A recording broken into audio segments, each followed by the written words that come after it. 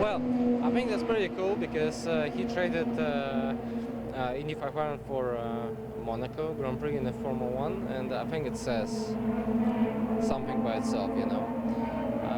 It's definitely great to have a world champ Formula One in Indy 500 race. It's gonna give more attention to this race. So, and it's gonna be very interesting for us, you know, the guys who are racing here full time. It's gonna be very interesting to watch him, how he gonna do.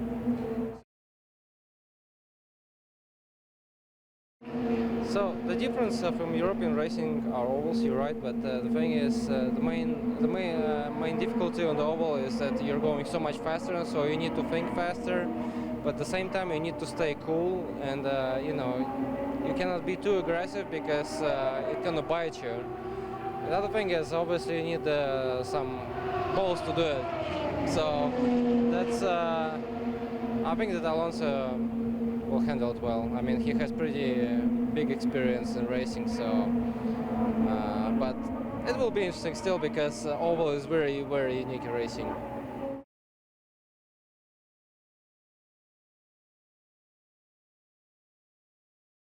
I think it's even broader than that. I think it's big news for the sport. You know, I think you know, it's going to be fun to be able to work with him and see you know, if he can bring a new type of thinking to it and what he thinks of it.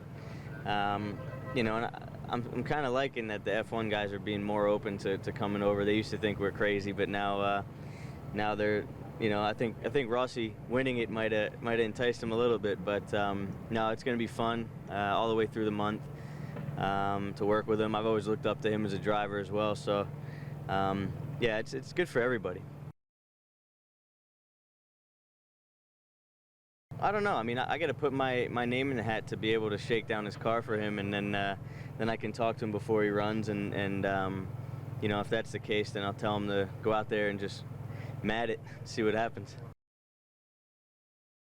I think anybody does. I mean, that's the beauty of IndyCar racing. You know, we'll see how he comes up to speed and stuff like that. But I mean, I'm sure he'll be fine. You know, Alex won it. You know, and it's a decent, you know, compare, I think, to him. So.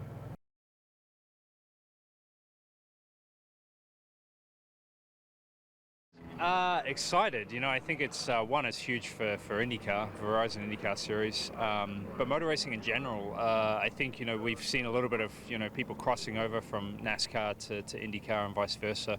But you know, it's been some time since we've seen something, you know, from Formula One, and especially this weekend. You know, the Indianapolis 500. We know it's also their marquee event in Monaco, and for Alonso to make a decision like that, to do, you know, come in for a one-off.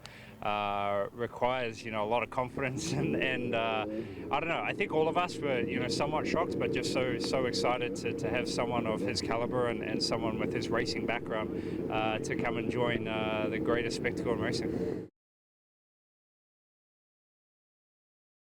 That would be cool. You know, obviously there's a lot of political things that make these tough, but you know, I think you know, everybody would love to have the opportunity to switch racecrafts.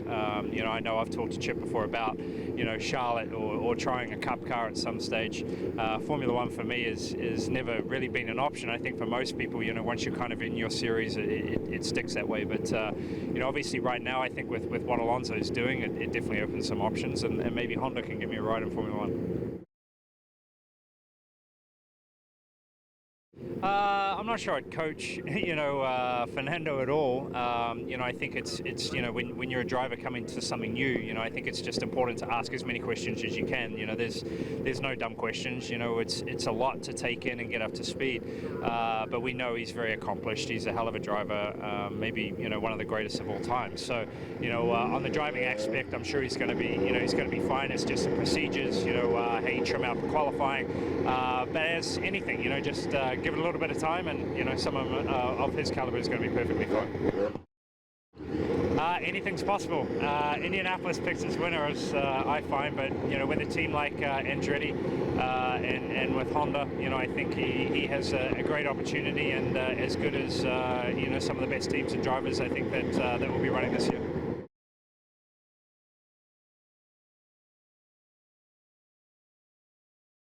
Well, the announcement came out, I thought someone was late on hitting send on an April Fool's joke, to be honest. But you know, the first thought was just surprised that, you know, a driver as competitive and as, you know, committed as Fernando was willing to miss Formula One's crown jewel race at Monaco to do anything else. But then it makes me think the other way. It just shows how much value the Indy 500 has and how special it is to racing drivers all over the world, not just here in North America. For him to miss, of all races, you know, Monaco, to come run the 500 for us, it shows how much it means to him. You know, the oval challenge is a huge one. I mean, obviously, growing up, racing his entire career over in Europe, he'll have never been on an oval, and it is a very different beast. But at the same time, there was a point when none of us had driven on an oval, you know, and racing drivers find a way to make it work. And he's as talented a racing driver as exists on the planet right now. And so I'm excited. I can't wait to see him behind the wheel. I can't wait to get his thoughts on, you know, really what he thinks about oval racing, what he thinks about IndyCar in general. And it's going to be a bit of a process for sure, but this is the best race to do it. We have a whole week of practice. He's going to get a practice day before he gets his rookie orientation, so he'll be well prepared. He's in a great car.